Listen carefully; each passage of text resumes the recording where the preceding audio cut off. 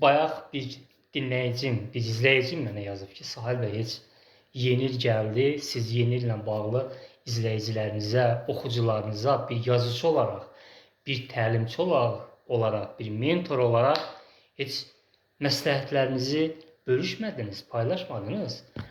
Yaxşı olardı ki, siz öz video format şəklində yeni ildə bizlərə nə tövsiyə edirsiniz, bunu paylaşasınız.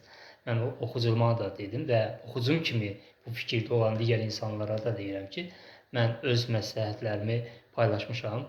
Facebook, Instagram, digər sosial media hesablarımda yazılı şəkildə.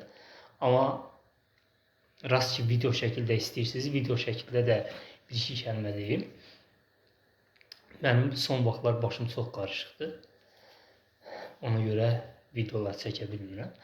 Yeni ildə nə tövsiyə edə bilərəm? Birinci, çalışın ki, yeni ildə az için. Çünki insan çox içib açarlarını itirirlər. Ümumiyyətlə heç içməyin.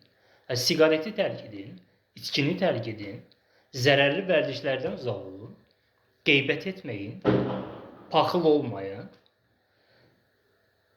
həyatın dadını çıxartmağa çalışın. Əlinizdə o bir şeylər ki var, bax o əlinizdə olan bir şeylərin dəyərini bilin. Və eyni zamanda çalışın insanların sizə olan münasibətindən bir o qədər də təsirlənməyin. Yəni mənim bir yazıcı olaraq, bir insan münasibətlərini araşdıran mütəxəssis olaraq mənim ən böyük gördüyüm nöqsan insanlarda bilirsizmi nədir? İnsanlar ətraf münasibətdən çox təsirlənirlər. Yəni bu yaxşı bir şey deyil də. Bu sadəcə mənfi yöndə deyil, müsbət yöndə də. Məsələn, baxırsan insan bir ona əl çalanda, ura, super, möhtəşəmsən deyəndə göylərə qalxır. Amma həmin o ətraf ona əşi yox, sən beləsən, eləsən, bəyənməyəndə, bir belə işarəsi görəndə adam o qalxdı göydən çırpılır yerə. Bax, belə olmayın, yəni ətrafdan təsirlənməyin. O təsirlənmə öz daxilinizdən gəlsin. Başa düşürsünüz?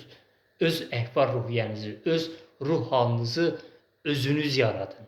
Başqaları yox. Bunu başqalarının əlinə verərsiniz o əhval-ruhiyyənizin sükanını. Başqaları sizi aparar, qəza törədə bilər, məhv edə bilər.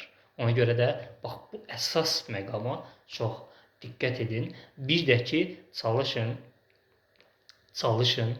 heç zaman kimsənin haqqını yeməyin. Kimsənin haqqını yemək bu ən böyük günahdır, ən böyük, nə bilim, nadürüstlükdür. Haqqı yeməyin heç vaxt. Kimisə hətta bilmədən belə onlarda təhqir edə bilərsiniz.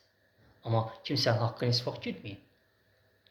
Məsələn, çalışın o bilmədən də olanda da mütləq o üzrü istəyin ki, o insanın, necə deyərik, heç olmasa o könlünü alın.